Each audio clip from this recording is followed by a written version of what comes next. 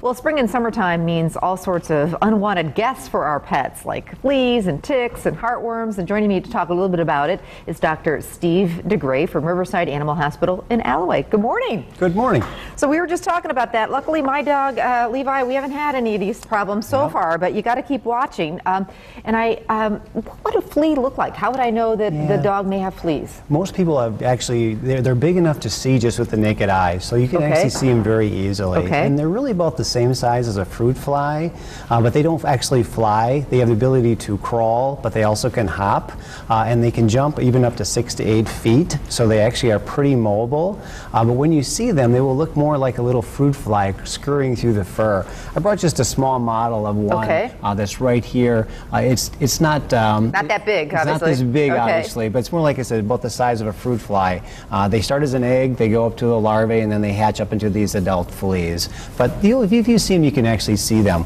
There are all special combs out there that you can comb your pet, and if you go through their fur, the fleas will get caught up into the teeth of the comb, so they're very easy to visualize and to see. Same for ticks. I mean, what do they look like, and how would you know if the dog would have ticks? Ticks are quite a bit bigger, and there's two different types of ticks. There's usually the deer ticks, which are fairly small in size, up to the bigger size tick, which is going to be more the wood ticks, but they are about 10 times as big as a flea.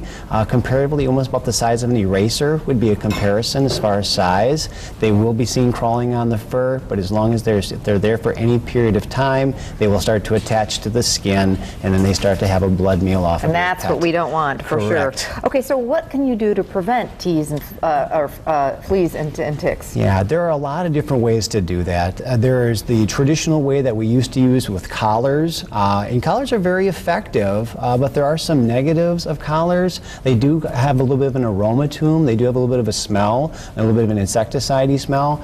And the other thing is, if your animal does get to the point where they consume or chew on the collars, they are quite toxic. So we're not big fans of collars, but they are very economical, they are very effective, but they're not our first choice. There are also flea and tick sprays which are on the market, and they are very effective as well. The negative of the sprays is that you have to apply them frequently. You almost have to do it every 3 days, 4 days, sometimes up to once a week in order to get full protection for the fleas and ticks. But they do work very well. They're also very economical. Our most common way that we prevent fleas and ticks, though, are the topicals. There are liquids that can be applied to the top of the skin, and what they do is they spread across the surface of the skin, and they last on the surface for about 30 days, and they will kill and repel fleas and ticks. They're very effective, very easy to use, very well tolerated. They are our preference when we look at as far as the products, and there's quite a few of them on the market. Some of them are more effective than others. The best way is to consult your veterinarian to find out which is the best product for your pet. All right, we're about out of time, but other thing we wanted to talk about was heartworm. Yes, it's a very common disease that we do see. It's a blood-borne parasite that dogs get by getting bitten by a mosquito.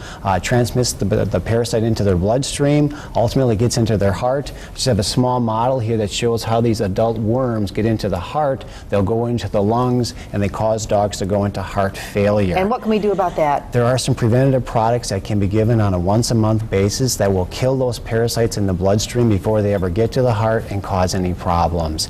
They're chewables. They're made either in a beef flavor or a chicken flavored treat.